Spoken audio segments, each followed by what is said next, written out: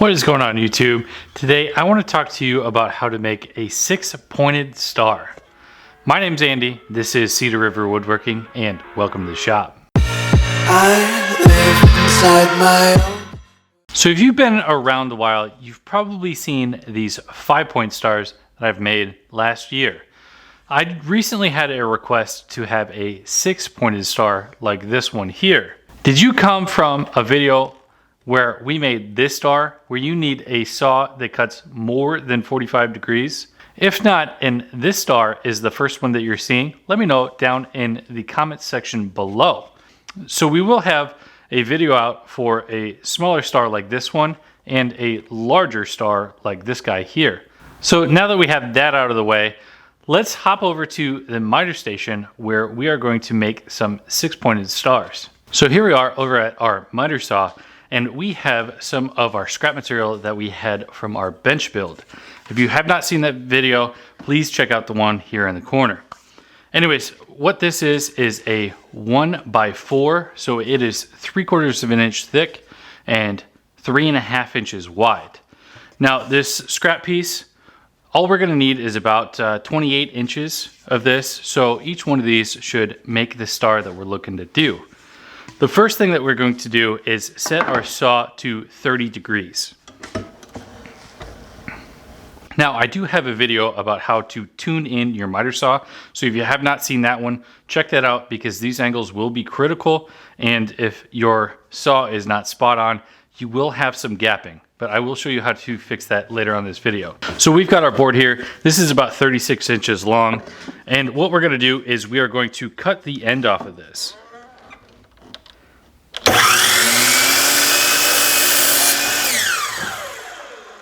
And take this little wedge that comes off of it, throw it into our scrap. Now, what we need to do is from the point, we need to measure down 4 inches. Later on in the video, I will show you how you can calculate exactly how far you need to measure down from the point here if you don't have a board that's 3.5 inches wide. You can have one that's 3 inches wide, 6 inches wide, 12 inches wide, doesn't matter. I will show you later on in this video. So we have that 4 inches, and we are going to line that up with our saw here. If you don't have a saw that has a laser, or this one has a shadow line, I would highly recommend getting that. It makes these cuts a lot easier. So we have that lined up at our 4 inches, and I'm going to set a stop block. Now with this, you're going to want to, when you make this cut, make sure that this blade completely stops before you lift it back up.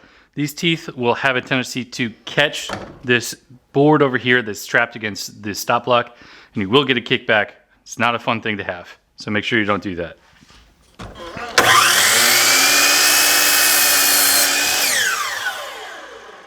So this is what your piece should look like.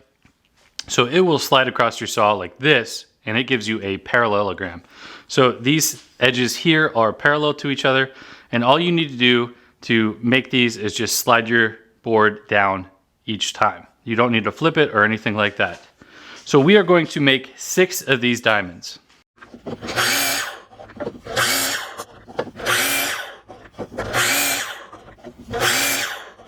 So out of that 36-inch piece that we had for scrap, this is about what's left over. I'll see if we can make something out of this. If you haven't yet subscribed, please consider subscribing, and I will show you how we can make scraps like this into money-making projects. So now that we have our 6 diamonds, let's head over to the bench and get this sucker assembled. Alrighty, so here we are at the bench. You can see here I have another star. This one's actually made out of a 2x4 that I ripped down to 3 inches wide. Remember, stick around and I will show you exactly what you need to do to calculate any width of board to make these size stars. So we are going to concentrate on the cuts that we just made here, how we're going to join everything together. If you've seen my other star videos, it is with the Craig pocket hole system. Now, this is an older Craig jig, and that is perfectly fine. If you have a newer one, great. If you have an old one or just one of the ones that clamp on, that's great too. So off camera, did chamfer the edges here. It does give a lot more separation between, I call them petals. If you know the correct term for each one of these diamonds are, let me know down in the comment section below. Anyways, how we are going to secure all of this together is I like to flip the star completely over so that my face is going to be towards the table. And then I like to put 2 screws in each one of these boards. And I do them all in the same direction. So like we're going clockwise around this one. I've got everything set to 3/4 inch. This is set to 3/4 inch. My drill bit set to 3/4, and let's get this thing rolling. I am going to drill 2 holes into each one of these. If you only drill one, they might have a tendency to twist on top of each other. I don't use wood glue on these, but you could also use wood glue, and that will give you a permanent solution to secure everything together.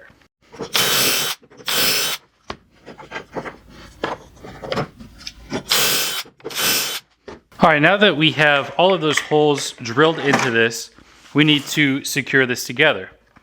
I'm using 1¼ inch screws for this. So they are the ones that are rated for 3/4 inch stock.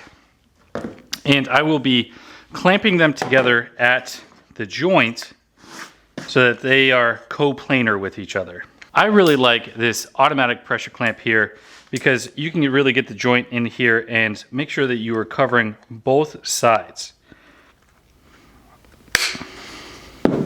Then once we have it in there, we make sure that the points all line up to each other, and then we drive in a couple screws.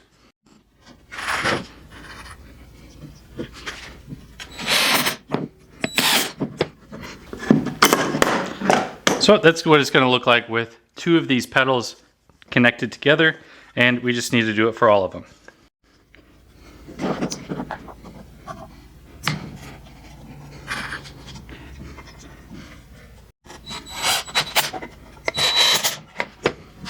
So here we are with our last 2 screws, and if you have any gapping inside of here, that's a good indication that you need to tune in your miter saw. Remember, I do have a video for that. I will have it tagged in the cards and down in the video description below. Also, if there is just the tiniest bits of gap, you can loosen up the rest of your screws here and distribute that gap across all of the joints, and then it will make it look smaller across all of it, and it will be completely uniform. Now these screws should pull in any gap, but if it's too big, you will have some issues.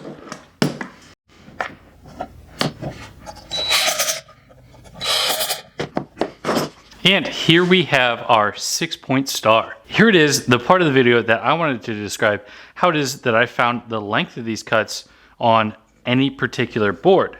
So this one here is a 1x4, and it's actually 3.5 inches wide. So one of the things that you could do is you could measure across this top angle here, and that is 4 inches. Now, what if you have something that is like this? This is a 2x8. So that means that it is 7.25 inches wide. Now, what are we gonna do for 7.25? We could do the same thing where we cut the 30-degree angles and then we measure here. But I have a better solution. If you take whatever the width of your board is, so in this case, 7.25 is what this is, then you multiply it by 1.66 repeating, then you will get what you need to make the distance of the cut from the point of the cut all the way down. And in this case, since it's 7.25, it would be just over 12 inches. So now that we got the calculation out of the way, I want to talk about pricing for this. Now this star right here, I got out of 36 inches of a 1x4. So that's actually a fairly affordable price. Now out of an 8-foot piece, you can get 2 of these stars easily. So if you sold these stars at around $20 a piece, you would get a hefty profit. Now, it does not take any time at all to make these guys. And if you put these little chamfers on the edges here, it really makes them pop and stand out from anybody else that's making stars like these for this holiday season. You could even go as far as painting. I really, really like painting the inside of the chamfer a different color than I'm painting the face. I really like going with red on the inside of the chamfer and a gold on the face. So if you've made it this far, let me know what colors you would paint this, or what would you stain this as a color. Anyways, this is a simple, easy build, and it can make you a ton of money this holiday season. For now, my name is Andy. This has been Cedar River Woodworking, and we'll see you in the next video.